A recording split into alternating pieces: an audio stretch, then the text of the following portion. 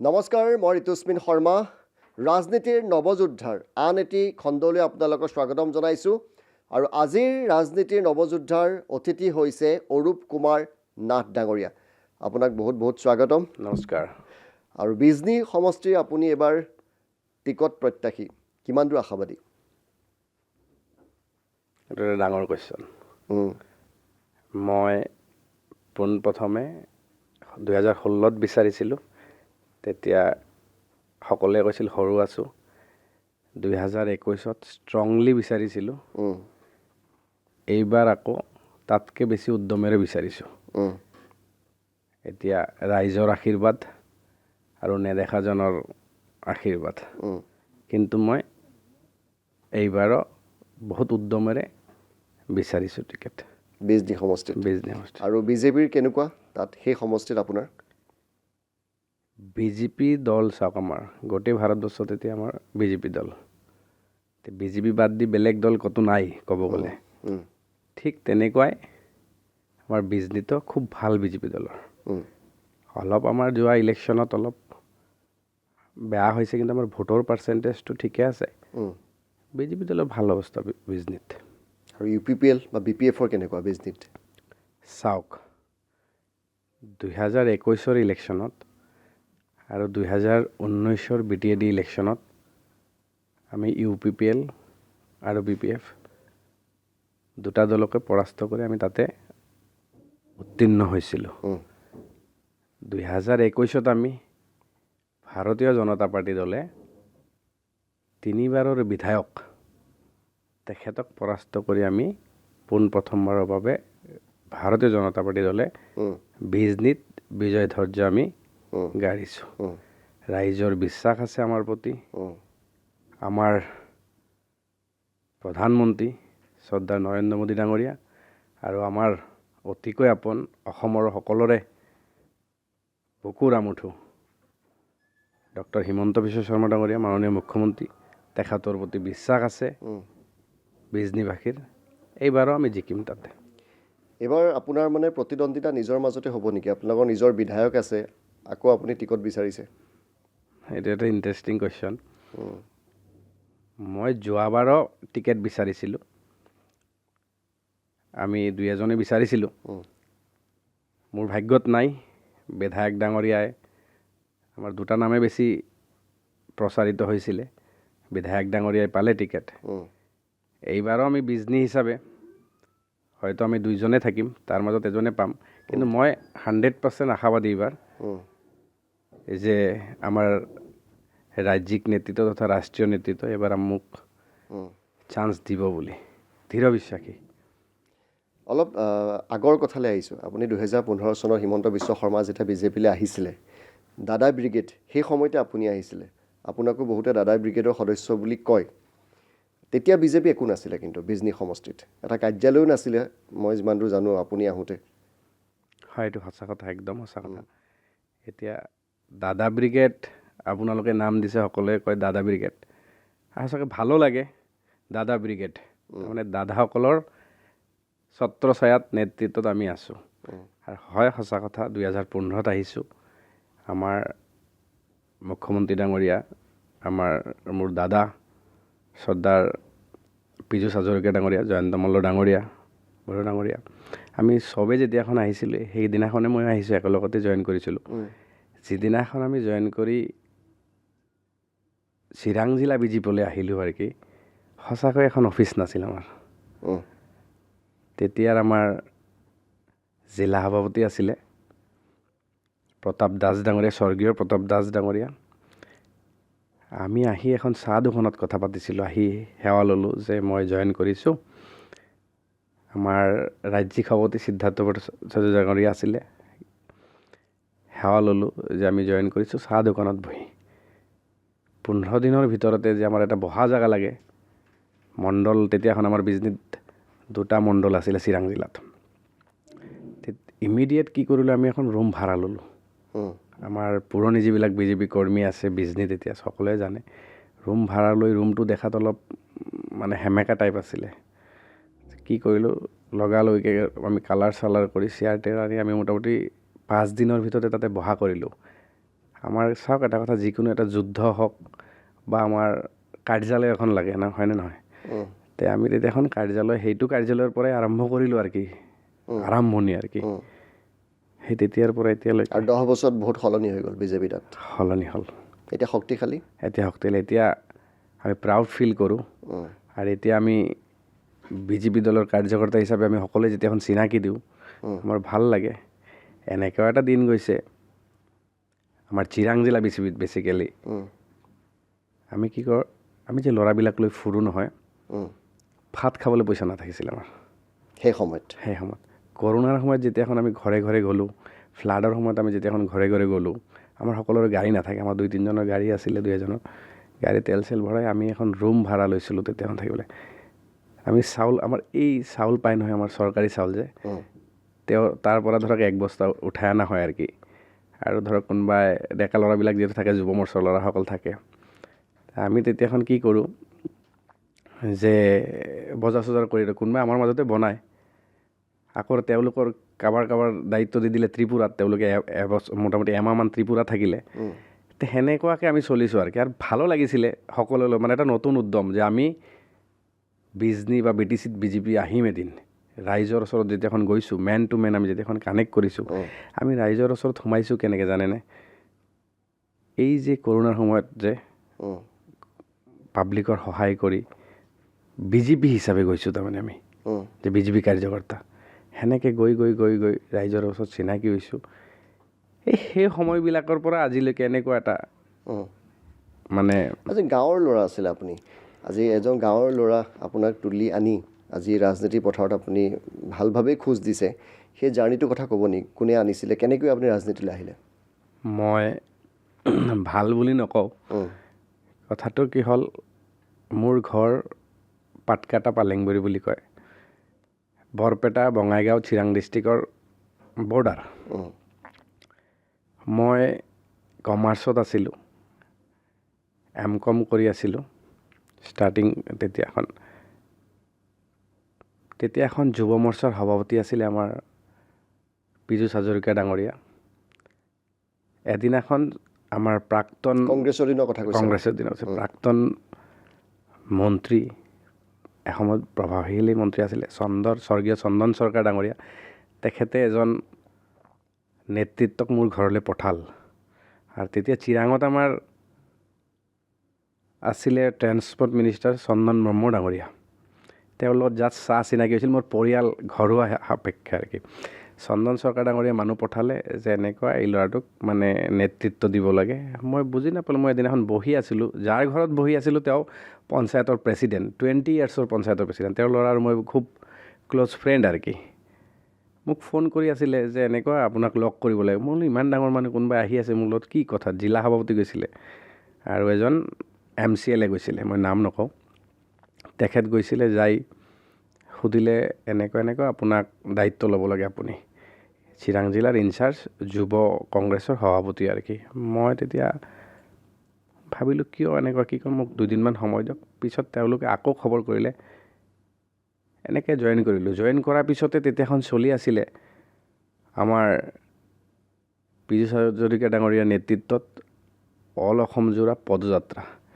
সেই পদযাত্ৰাত আহিব আৰু 2-4 দিনতে বিজনীত আহিব, এইটোৰ নেতৃত্ব ল'ব লাগে আৰু কি। বিজনীত ধৰক মানে অলপ দেখা শুনাত মানে চূণ লগোৱা, জিন্দাবাদ লিখা, অফিচটোত গেডাৰিং কৰা, এনেকুৱাকৈ গাঁৱৰ ল'ৰা কেইটামান লৈ, মোটামুটি ধৰক 30-40 জনীয়া ল'ৰা লৈ এখন এল্ট্ৰ গাড়ী, এখন ইণ্ডিকা এনেকৈ লৈ আৰম্ভ কৰিলোঁ। সেই জাৰ্ণি গাঁৱৰ পৰা ওলালোঁ। সেই ওলোৱাৰ পৰাই আৰম্ভ হ'ল ৰাজনীতিক আৰম্ভণি। কিছুদিন পিছতে আকৌ সৰ্বভাৰতীয় পৰ্যায়ত যুৱ কংগ্ৰেছৰ ইলেকশ্যন আহিলে। তেতিয়াখন আৰু আমি ক'ত সাহস কৰোঁ, বিভিন্ন জেগাত চলি আছে, কোনোবা মন্ত্ৰীৰ পুতেক, কোনোবা MLAৰ পুতেক কণ্টেষ্টেড কেণ্ডিডেট, আৰু মই আকৌ সাধাৰণ খেতিয়কৰ ল'ৰা। তথাপি সাহস কৰিলোঁ এই 30জন গাঁৱৰ বাল্যকালৰ ল'ৰাবিলাক লৈ। কিন্তু এটা বস্তু, সেই জাৰ্ণিৰ পৰা এটা বস্তু লাইফত কামালোঁ, চিনাকি হ'লোঁ মানুহৰ লগত, বন্ধু কামালোঁ, শুভাকাংক্ষী কামালোঁ। সেনেকৈ ৰাজনীতিত আজি আহিলে। যথেষ্ট সামাজিক কামৰ লগত আপুনি জড়িত। আমি প্ৰায় আপোনাৰ ভিডিঅ'সমূহ পাই থাকোঁ, মঠ মন্দিৰ বনাই দিয়ে আপুনি, কাৰোবাৰ ঘৰ নাই ঘৰ এখন বনাই দিয়ে, এই বিষয়ে আপুনি ক'ব নেকি? সেই বিষয়ে কি ক'ম একচুৱেলি সেইটোৰ পৰা এটা নাজানো ক'ৰ পৰা এটা পজিটিভ এনাৰ্জি এটা পাওঁ উম, মোৰ এটা লাইফত নিজস্ব এটা মানে আইডিঅ'লজি আছে বাকী মোৰ মুখেদি নাজানো কিয় না বোলা বোলা শব্দটো কেতিয়াও আহিব নোৱাৰে উম, মানে নাহে নাজানো কিয় আজি কোনোবাই যদি আহিলে যে এইটো মই বোলো হ'ব চাই দিম কৰি দিম দিয়ক অকলে অকলে যাই কেতিয়াবা বহুত মন বেয়া হৈ যায় উম, কৰিবলৈ ইচ্ছা আছে এইটো কিন্তু নোৱাৰোঁ সামৰ্থ্য নাই উম, চেষ্টা এটা চলাওঁ বহুত সঁচাকৈ মই ভাগ্যৱান বুলিও ভাবোঁ যে গাঁৱৰ ল'ৰা খেতিয়কৰ ল'ৰা সেই ভিতৰুৱা অঞ্চলৰ পৰা আহি আজি যে 2-এটা 5-10টা যে মন্দিৰ বনাব পাৰিছোঁ উম, সেইটো মোৰ কাৰণে ডাঙৰ কথা আৰু ক'ৰবাত নক'ৰবাত ঈশ্বৰৰ অৱদান আছে উম, সেনেকুৱা উপযোগী বুলি ভগৱানে বনাইছে উম, কিন্তু এতিয়া কথাবিলাক ক'লে অহংকাৰী যেন হ'ব মই ক্ষমা কৰিব যদি এনেকুৱা ভগৱানে যদি বিচাৰে সদায় এনেকুৱাকৈ কাম কৰি যাম মঠ মন্দিৰৰ কাৰণে নিজৰ টকা পইচা খৰচ কৰি কৰে নিজৰ ধনেৰে কৰে টকা পইচা কৰোঁ এতিয়া কথা ক'বলৈ গ'লে আপুনি টকা ক'ত পায় উম, সকলোৰে এটা টকা ইনকাম কৰাৰ উৎস থাকে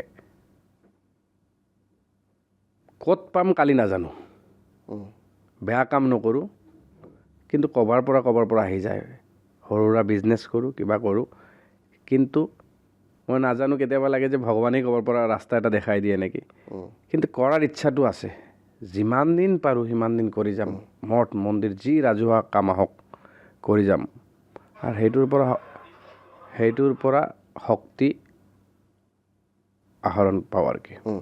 বহুত ৰোগীক আপুনি বাহিৰলৈ পঠিয়ায় বহুত ৰোগীক আপুনি ব্লাড লাগিলেও আপোনাক ফোন কৰে বুলি কয় সেইবিলাকো আপুনি কেনেকৈ মেনেজ কৰি কিমান ৰোগীক এতিয়ালৈকে আপুনি ট্ৰিটমেণ্ট কৰিছে আপোনাৰ টকাৰে এইটো এটা আপুনি বহুত ডাঙৰ কুৱেশ্যন কৰিলে কাৰণ আপোনালোকে নাজানে চাগে এইটো মই কৰা বুলি ক'লে ভুল হ'ব উম, মই কৰোঁ তাৰপিছত মই কৰা বুলি ক'লে ভুল হ'ব উম, মোৰ এটা টীম আছে বৃহৎ উম, অৰূপনাথ টীম আজি আপোনাৰ ব্লাড লাগিলে পৰাপক্ষত আমি ব্লাড দিয়াত সমৰ্থ হওঁ কাৰণ আমাৰ গ্ৰুপত দি দিওঁ যে অমুক জেগাত ব্লাড লাগে উম, মই ধন্যবাদ জনাইছোঁ আপোনালোকৰ আজিৰ এই চেনেলৰ যোগেদি যে এনেকুৱা ভাইটিসকল বা এনেকুৱা বন্ধুসকল পাইছোঁ যিসকলে সহায় কৰি আহিছে মোক আজি কোনোবা এজনে ফোন কৰিলে গুৱাহাটীৰ পৰা মৰিগাঁৱৰ পৰা বঙাইগাঁৱৰ পৰা উম, যে ব্লাড লাগে মই তেতিয়াখন জানো মোক আধা ঘণ্টা 1 ঘণ্টা সময় দিয়ক মই জনাই আছোঁ উম, আমাৰ গ্ৰুপত ল'ৰাবিলাকক যেতিয়াই গৈছোঁ যদি নগাঁৱৰ ল'ৰাও আছে আমাৰ লগত যদি কৈছোঁ অমুক জাত ব্লাড লাগে আহি ব্লাডটো আহি দি দিয়ে উম, পৰাপক্ষত আমি দিওঁ সেইকাৰণে আমি ভাগ্যৱান বুলিও ভাবোঁ যে আমি ব্লাডৰ যোগেদি ৰক্তদান যোগেদি আমি আমাৰ টীমটো অৰূপ নহয় দেই উম, অৰূপনাথ টীম উম, নাম্বাৰ 1 নাম্বাৰ 2 বেমাৰীৰ ক্ষেত্ৰত নিজাববীয়াকেও সহায় কৰোঁ চেষ্টা কৰিছোঁ সহায় কৰিব যাক যেনেকুৱাকৈ হয় কেতিয়াবা দুখ লাগে আজি 1.5 বছৰমান আগতে এগৰাকী ভণ্টীয়ে মই নিজেও হায়দৰাবাদ গৈছিলোঁ জাষ্ট চেকআপ কৰিবলৈ ভণ্টী আৰু ভাইটি এজনক লগ পাওঁ মোক মাতিলে দূৰৰ পৰা আপুনি অৰূপ দা হয়নে মই কৈছোঁ হয় আমি 20 দিন আপোনাক চাই থাকোঁ কি হৈছে তহঁতৰ ক'ত আছ তহঁতে হোটেলত এনেকুৱা কয় আমাৰ লিভাৰৰ এনেকুৱা হৈছে আমাৰে অসমৰ ডক্টৰ মিথুন শৰ্মা ডাঙৰীয়াৰ ওচৰত গৈছিলে কি হৈছে তহঁতৰ এনেকুৱা পৰ্যায়ক্ৰমে 2-3 দিন আলোচনা কৰোঁ তেওঁলোকে যিদিনাখন আহিব মই বোলো মোক 20 দিন গ'লে তহঁতে দেখা দিবি কিছুদিন পিছতে ভাইটিজনৰ লিভাৰৰ অপাৰেশ্যন লিভাৰটো ডনেট কৰিলে আধা তাৰ এই ভণ্টি যে তাৰ মিছেছ তেখেতে ডনেট কৰিলে মই গ'লোঁ তেওঁলোকৰ ঘৰত মই ব্যক্তিগতভাৱে যিখিনি পাৰিলোঁ সহায় কৰিলোঁ মই সেইখন অৱস্থাতে যাক ফোন কৰিছোঁ কোনোবা ধৰক আমাৰ পলিটিকেল লিডাৰ হওক, এডমিনিষ্ট্ৰেশ্যনৰ মানুহ হওক, তেওঁলোকে সহায় কৰিছে। দুখৰ বিষয়, সেই ল'ৰাজন ঢুকাই থাকিলে, ভাইটিজন। তেওঁ আমাৰ লগত নাই এতিয়া। তাৰপিছত কিছুদিন পিছত, যোৱা 6 মাহমান আগতে ভণ্টি এজনৰ ঠিক এনেকুৱাকৈ খবৰ পাওঁ। আমি গ'লোঁ। তাতে ইণ্টাৰেষ্টিং কথা, আপোনালোকৰ সাংবাদিক, আমাৰ সংবাদ জগতৰ বন্ধু ভাইটিসকলৰো বহুত সহায় থাকে। তেওঁলোকে খবৰ দিয়ে, তেওঁলোকেও অৰিহণা যোগায়। আমাৰ টীমটো যায়। তাতে পৰিয়ালবৰ্গৰ ওচৰত উপস্থিত হৈ যেতিয়াখন আমি ধৰক তাতে ফোন কৰোঁ, পলিটিকেল লিডাৰ হওক বা আমি নিজে ব্যক্তিগত কোনোবা ব্যৱসায়িক ফোন কৰোঁ, সকলোৰে সঁহাৰি পাওঁ। আজিৰ ডেটত তেওঁ চিকিৎসাধীন হৈ আছে চেন্নাইত। ঠিক সেনেকৈ কিন্তু যোৱাকালিও এজন পেচেণ্ট পালোঁ। আমাৰে দলৰ বুথ সভাপতি, GMCলৈ পঠালোঁ, আকৌ গ'ল, হেৰি হ'ল। এনেকুৱাকৈ চলি থাকে। মোৰ GMCত চৰকাৰৰো সহায় লওঁ। মোৰ ৰুমত থকা, মোৰ লগত থকা কাৰ্যকৰ্তা মোৰ লগতে থাকে। সেই GMCত ডিউটি দি থাকে। ডিউটি মানে কেনেকুৱাকৈ, আমাৰ বিজনেছ পেচেণ্ট আহিলে সি আহিব, ল'ব, চাব। বিভিন্ন ধৰণৰ খা খবৰ আমি কৰি থাকোঁ। এটা টীম একচুৱেলি, মই অকলে পাৰা নাই। টীমৰ কাৰণেহে আজিৰ ডেটত তাৰমানে এজন মানুহক আপুনি আজি 5 বছৰ ধৰি তেওঁক ৰেচন পাতি সকলো দি আছে, ৰান্ধনিও দিছে। সেই কাহিনীটো কি আছিলে? সেইটো বৰ দুখ লগা কাহিনী। এটা কথা ক'বলৈ গ'লে, কেতিয়াবা আমি মানৱতাৰ দিশটো পাহৰি যাওঁ। এদিনাখন 2020 চনত কোনোবা আমাৰে কাৰ্যকৰ্তাৰ যোগেদি খবৰ পালোঁ। আমাৰ টীমটো গ'লোঁ, BJPৰ টীম।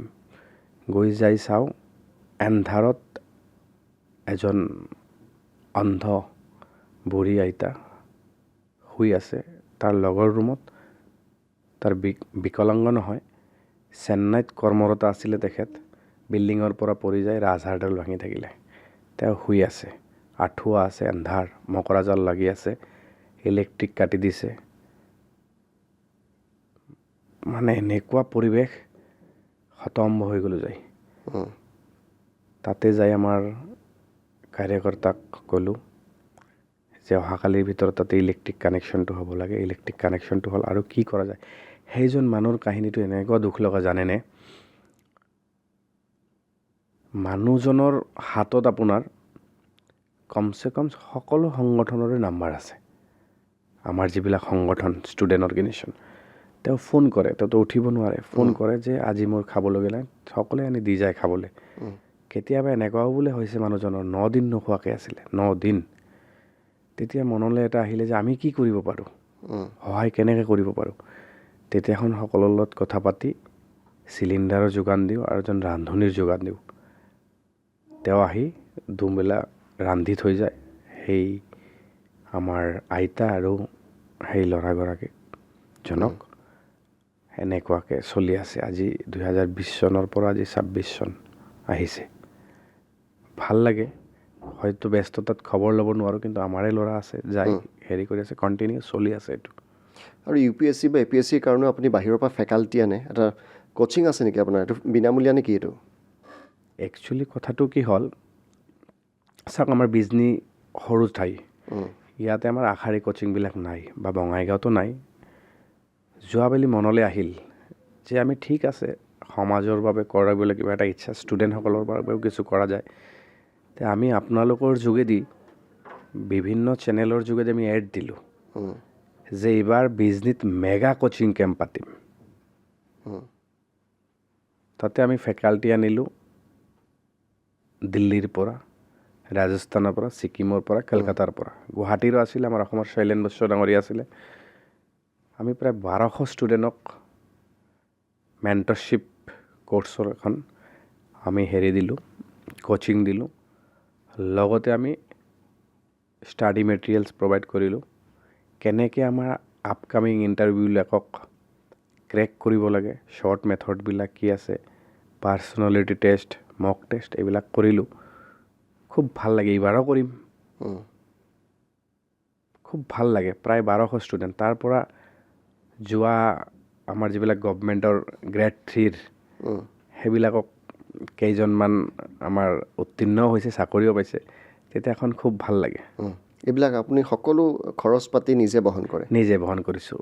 এটা দুখ লগা বিষয় যে মই আগলৈ আমাৰ এটা ইণ্টাৰভিউটো কৈছিলোঁ সেইদিনাখন, আমাৰ বিজনী মানে সৰু জেগা, আমাৰ তাতে অডিটৰিয়াম নাই, ডাঙৰ অডিটৰিয়াম নাই বা কনভেনশ্যন চেণ্টাৰ এনেকুৱা নাই। থাকিলে ভাল হ'লহেঁতেন আমাৰ কাৰণে। চৰকাৰকো আমি নিউজৰ যোগেদি অৱগত কৰাইছিলোঁ। সেইটো আকৌ আমি নিজে তাৰমানে ধৰক টেণ্ট হাউচ, তেতিয়া এখন খৰচাটো অলপ বাঢ়ি যায়, অসুবিধা হয়।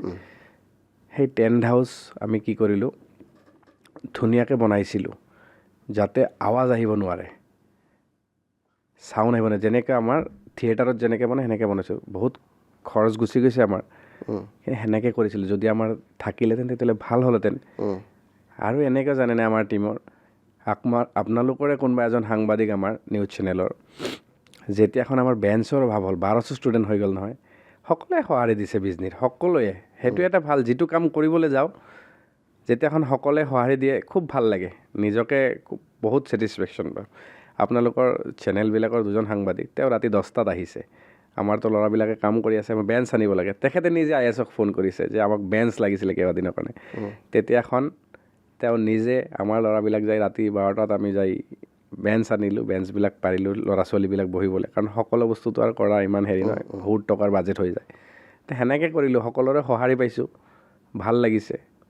আৰু মানে জীৱনত যাতে এনেকৈ মানে সকলো টাইমতে যেন সকলোৰে সঁহাৰিটো পাওঁ, খুব ভাল লাগে আৰু কি।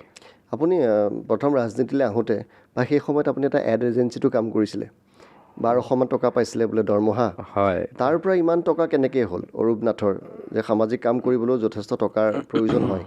এইটো এটা মোৰ জীৱনৰ এইটো এটা অভিজ্ঞতা। মই কওঁ, মোৰ লগৰ যিবিলাক আছে সকলোৱে জানে কথাটো, য'ত য'ত যাওঁ সকলোৱে জানে কথাটো। মই পঢ়ি থাকোঁতে তেতিয়া এখন আমাৰ এই বাঁহীবাদক আমাৰ দীপক শৰ্মা দা আছিল যে, তেওঁৰ লগৰ ঘৰতে আমি ভাড়া থাকোঁ।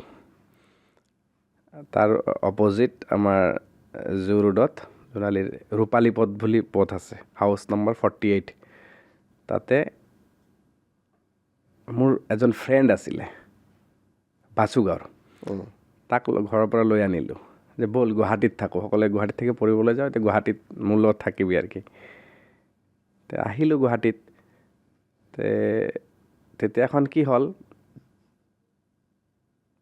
যে আপোনাৰ মানে কামো কৰিব লাগে না, যে কামতো হেৰি কৰোঁ, চাওঁ মাথা আপোনাৰ চাৰিওফালে যাই থাকে।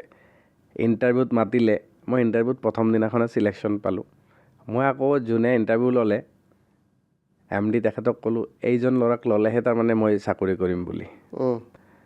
তাৰপিছত সিও ইণ্টাৰভিউ দিয়ে, তেওঁক একচুৱেলি চিলেক্ট হোৱা নাছিলোঁ, তথাপি ৰাখিলে আৰু।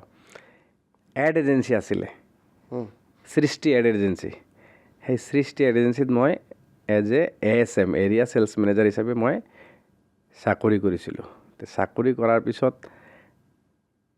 মানে আমাৰ এটা প্ৰিভিলেজ কাৰ্ড আছিলে, গুৱাহাটীৰ তেতিয়া এখন DQ, হাফ এনেকুৱা আমাৰ অনুষ্ঠানবিলাক, তাতে আমি এটা কাৰ্ড প্ৰভাইড কৰিছিলোঁ।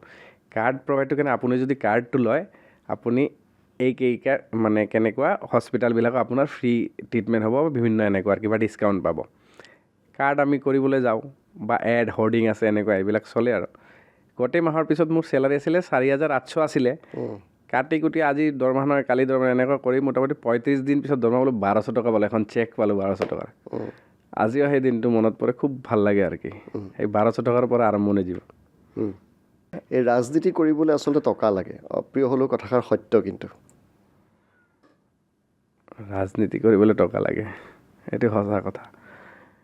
ইচ্ছা লাগে, টকা লাগে, আৰু কষ্ট লাগে বহুত। আপুনি কষ্ট হাৰ্ড ৱৰ্কিং কৰিব লাগিব। টকা লাগে কিয় কৈছোঁ, কথাটো বেলেগ, মিনিংটো আপোনাৰ বেলেগ হ'ব নালাগে। কি হয়, আজিকালিৰ যুগটো অলপ বেলেগ হৈ গৈছে। আপুনি য'তে যায়, আপুনি যেনেকুৱা কাম কৰিবলৈ যায়, ক'ৰবাত আপুনি ধৰ্মীয় অনুষ্ঠান হওক, যিকোনো কাৰোবাৰ ঘৰত গ'লে আপুনি গাড়ীখনত তেল ভৰাব লাগিব, 4জনক লৈ গ'লে আপুনি ক'ৰবাত চাহ খাব লাগিব, আপুনি যদি এখন কিবা এটা অনুষ্ঠানত ডনেশ্যন দিব টকা লাগিব, কিবা এটা বনাই দিব গ'লে টকা লাগিব, ৰাজনীতি কৰিলে টকা লাগে। কিন্তু তাৰ লগত সদ ইচ্ছাও লাগিব, মানুহে আপোনাক একচেপ্ট কৰিব লাগিব, মানুহে আপোনাক ভাল পাব লাগিব। আৰু এইটো এটা কথা, টকা থাকিলে যে আপোনাক ভাল পায় এইটো নহয়, কিন্তু আন্তৰিকতাটো লাগিব। বিজনীৰ পৰা বহুত সহায় আৰু মানুহৰ আত্মীয়তাটো পাইছোঁ, এইটো খুব মানে নিজকে ধন্য বুলি ভাবোঁ যে বিজনীৰ মানুহে যে ইমান মৰম কৰে, খুব ভাল। আজি এটা কথা আপুনি সুধিলে কাৰণে এতিয়া মুখত আহি আছে, নকওঁ লাগিলেও বেয়া লাগিব। এইটো কথা আকৌ মিছা যে ৰাজনীতি কৰিবলৈ টকা লাগে, টকা লাগে আকৌ নালাগেও। সিদিনাখন আমাৰ বিজনীৰ ছিনিয়ৰ চিটিজেনৰ মঞ্চ আছে, সেই মঞ্চত আমাৰ ৰিটায়াৰ্ড যিবিলাক আমাৰ বয়োজ্যেষ্ঠ নাগৰিকসকল আছে তেওঁলোকে মাতিলে। আমাৰ বিজনীত কি কৰিলে, এখন জুবিন গাৰ্গৰ নামত, আমাৰ জুবিনদাৰ নামত সংগীত বিদ্যালয় আৰু চিত্ৰাংকন বিদ্যালয় খুলিছে। মোক মাতিলে গেষ্ট হিচাপে, মোক মাল্যাৰ্পণ কৰিবলৈ দিলে, মই কৰিলোঁ। যেতিয়া সেই সভাপতিয়ে ভাষণ দিলে, ৰিটায়াৰ্ড পাৰ্চন এজন, প্ৰায় 500 মানৰ ওচৰত, যে মোক ক'লে এনেকৈ, অৰূপ নাথ আমাৰ বিজনীৰ ভৱিষ্যত, বিজনীৰ আশা আকাংক্ষা, মনটো বহুত চুই গ'ল। সেইকাৰণে ক'লোঁ যে মই কেতিয়াবা টকা লাগে, কেতিয়াবা টকা, তেওঁলোকেতো মোৰ পৰা টকা বিচৰা নাই। সেই কথাষাৰে এনেকুৱাকৈ কৰিলে যেন অধিক উৎসাহ, অধিক উদ্দীপনা দিলে, আকৌ কাম কৰিবলৈ ইমান যে দৌৰি থাকিব যে এনাৰ্জিটো পাওঁ, সেই এনাৰ্জিটো এনেকুৱা উৎসৰ পৰা পাওঁ। বাঁহৰ দলং পৰ্যন্ত আপুনি বনাই দিয়ে বুলি মোক কোনোবাই কৈছিলে, আদিবাসী এলেকাত আপুনি বাঁহৰ দলঙো বনাই দিয়ে। সেইটো বহু বছৰ আগৰ কথা, 2021 চনৰ ইলেকশ্যনৰ আগত বনাই দিছিলোঁ। এই বুলিও এটা বনাইছোঁ। তাৰমানে কি হয়, যেতিয়া এখন আপোনাৰ বিভিন্ন অঞ্চলত যাওঁ, এনেকুৱা হয় যে কিবা কাৰণত ধৰক আমাৰ ৰৈ যায়, 100% আৰু কাম নহয়, ক'ৰবাত ৰৈ গৈছে, সেইবিলাক অঞ্চলত যাওঁ। কাৰণ য'ত আমাৰ চৰকাৰে কৰিছে তাতেতো ভালেই, চৰকাৰে 100% কৰিলেও ক'ৰবাত মানে ডেভেলপমেণ্ট আমাৰ যথেষ্ট হৈছে। BTCত যথেষ্ট ডেভেলপমেণ্ট হৈছে, আৰু আমাৰ মাননীয় মুখ্যমন্ত্ৰী ডাঙৰীয়া অহাৰ পিছতো আৰু বহুত হৈছে, প্ৰায় ৰাস্তা বাকীয়ে নাই, এনেকুৱা ৰাস্তা। কিন্তু ক'ৰবাত 2021 আগত আমি গৈছিলোঁ, বা এতিয়াও যাওঁ, ক'ৰবাত অলপ ৰৈ গৈছে। তেতিয়াখন কিয় ৰাইজৰ মানুহে ধৰে যে আমাৰ ল'ৰা ছোৱালীবিলাক যদি ঘূৰি যাব লাগে, বহুত দূৰ দি ঘূৰি যাব লাগে, সময় নহয় স্কুলত, তেতিয়াখন কি কৰা যায়, বাঁহৰ দলং বনাই দিওঁ, কিবা কিবিকৈ আমাৰ ল'ৰাবিলাকক লগত লৈ, ৰাইজ লৈ এনেকৈ বনাই দিওঁ, মাটি তাটি কাটি কেনে বনাই দিওঁ, সেনেকৈ ভাল লাগে। আৰু ৰাজনীতিৰ প্ৰসংগলৈ আহিছোঁ দেই। মুখ্যমন্ত্ৰীগৰাকীৰ আশীৰ্বাদ আছে বুলি বহুতে কয়। 2021 চনত এটা ভিডিঅ' মাজে মাজে ভাইৰেল হৈ থাকে যে মঞ্চত টিকট প্ৰত্যাশী সেই বিধায়কগৰাকীও আছিলে, কিন্তু মুখ্যমন্ত্ৰীগৰাকীয়ে ভোট দিবলৈ অৰূপ নাথ বুলি কৈছিলে, অৰূপ নাথক ভোট দিয়ক। সেই কাহিনীটো কি আছিলে? সেইটো কেনেকৈ পালে আপোনালোকে? কথাটো হ'ল, সেইটো এটা ইণ্টাৰেষ্টিং মুমেণ্ট আছিলে। হয়তো মাননীয় মুখ্যমন্ত্ৰী ডাঙৰীয়াৰ মৰম, যথেষ্ট মৰম কৰে। আজি ধৰক সেই গাঁৱৰ খেতিয়কৰ ল'ৰা মই, মাননীয় মুখ্যমন্ত্ৰীজনে যদি দূৰৰ পৰা মাত দি দিয়ে, অৰূপ কি খবৰ তোৰ, অৰূপ আহিবিচোন, বা দায়িত্ব দিয়ে কিবা, তেতিয়াখন ভাল লাগে। ডাঙৰ কথা এটা, আমাৰ কাৰণে ডাঙৰ কথা। কেতিয়াও ভাবিবও পৰা নাছিলোঁ। এটা মঞ্চত এনেকুৱা হ'ল, যোৱাবাৰ মই টিকেট পোৱা নাই, তেখেতে ক'লে হ'ব দে। তেখেতে হ'ব দে কৈছে মানে তেখেতৰ প্ৰতি বিশ্বাস আছে। চুপচাপকৈ বহি দিলোঁ, কাম কৰা ষ্টাৰ্ট কৰিলোঁ। তেখেত এখন মঞ্চত গৈছিলে, তাতে কমচে কম আমাৰ মোৰ দেন 20,000 মানুহ আৰু কি বিজনীৰে। নাজানো তেখেতে কিয় ক'লে, কি ক'লে, না মোৰ প্ৰতি মৰমে, চবে সেইদিনাখন ক'লে যে ইমান ভাল পায়নে আপোনাক, মানে মঞ্চত বেলেগ কেণ্ডিডেট থকাৰ পিছতো ক'লে যে আপোনালোকে অৰূপ নাথক ভোট দিব। তে সেইদিনাৰ পৰা মানে আৰু বেছি আকৃষ্ট হ'লোঁ যে দাদা ইমান ভাল পায়নে। চবে কৈ আছে দাদা ইমান মানে বিচাৰিছিলে তোক টিকেট যোৱাবাৰ দিবলৈ, যে মুখৰ পৰা নামটোৱে যোৱা নাই আৰু কি। যোনে যি ভাবে আৰু, কিন্তু মোৰ কাৰণেতো আৰু মাননীয় মুখ্যমন্ত্ৰী ডাঙৰীয়া আৰু আমাৰ পীযুষ দা আপুনি জানে পীযুষ দাৰ নেতৃত্বতে মই সেই গাঁৱৰ পৰা ওলাই আহিছিলোঁ মোৰ গাঁৱতে কৈছিলে পীযুষ দাই 2009 চনতে সেই যে আপোনাক ক'লোঁ যে পদযাত্ৰা চলি আছিলে তেখেতৰ হাত ধৰিয়ে ওলাই আহিছিলোঁ সেনেকৈ আৰু ৰাজনীতি আৰু এইবাৰ মুখ্যমন্ত্ৰীগৰাকীয়ে বাৰে প্ৰতি বিভিন্ন অনুষ্ঠানত কৈছে যে এইবাৰ অলপ যুৱ শক্তিক প্ৰাধান্য দিব মহিলা প্ৰাৰ্থীক প্ৰাধান্য দিব আপোনাৰ ভাগ্য ফুলিব পাৰে সেইটো আপোনালোকৰ আশীৰ্বাদ আৰু যদি ভগৱানক বিশ্বাস কৰোঁ ৰাইজক বিশ্বাস কৰোঁ ৰাইজৰ মৰম আৰু ভগৱানৰ আশীৰ্বাদ আপোনালোকৰো আশীৰ্বাদ যদি আছে পাব পাৰোঁ এতিয়া মাননীয় মুখ্যমন্ত্ৰী ডাঙৰীয়াই জানে আৰু যদি কিবা কাৰণত এইবাৰো টিকট নাপায় ৰাজনীতি কৰি থাকিব নে এৰি দিব সেইটো সময়ত দেখা যাব কিন্তু এটা কথা মাননীয় মুখ্যমন্ত্ৰী ডাঙৰীয়াই যিটো কৰে ভালে কৰে আৰু তেওঁলোকে আমাৰ গাৰ্জেন স্বৰূপ তেওঁলোকে যিটো কয় সেইটোৱে কৰোঁ আমি বাকী সেইটোৱে কথা বেছি সময় নাই আৰু 2026ত কি হ'ব বুলি ভাবিছে নিৰ্বাচনত 2026 চনত আমি বিজেপি আকৌ আহিম আমাৰ মাননীয় মুখ্যমন্ত্ৰী হিমন্ত বিশ্ব শৰ্মা ডাঙৰীয়া আকৌ মুখ্যমন্ত্ৰী হ'ব আমি আকৌ তেখেতৰ নেতৃত্বত কাম কৰিম মুঠতে চৰকাৰ আমাৰে হ'ব তাতে বিকল্প নাই যোনে যি কৈ থাকক বেলেগ কোনো ৰাস্তাই নাই আৰু মুখ্যমন্ত্ৰী হিমন্ত বিশ্ব শৰ্মাই হ'ব তেখেতে হ'ব আমাৰ এইটো বিশ্বাস এইটো মোৰ ব্যক্তিগত বিশ্বাস দেই তেখেতে হ'ব আৰু জনতাৰো বিশ্বাস আছে আজি চাওক য'তে যায় মামা মামা মামা আৰু তেখেত কথাৰে নহয় ন কামৰেও পৰিচয় দিছে না দিনে ৰাতি কাম কৰি থাকে দিনে ৰাতি কাম কৰি থাকে ৰাতি 2টা বজাতো বিভাগীয় কাম বিকল্প নাই আৰু সেইটোৱে কথা ধৰি ল'লোঁ আপুনি এইবাৰ টিকটটো বিজনীত পালে আপোনাৰ মনততো এটা ৰোড মেপ আছে যে সমষ্টিটোৰ মই এই 5টা কাম কৰিম সেই তেনেকুৱা ৰোড মেপৰ কথা আপুনি ক'ব পাৰিব নেকি মই যদি প্ৰতিনিধি হৈ আহোঁ বিজনী সমষ্টিৰ এই 5টা কাম মই ডেফিনেটলি কৰিম পোনপ্ৰথমে যদি মই প্ৰতিনিধি হৈ আহোঁ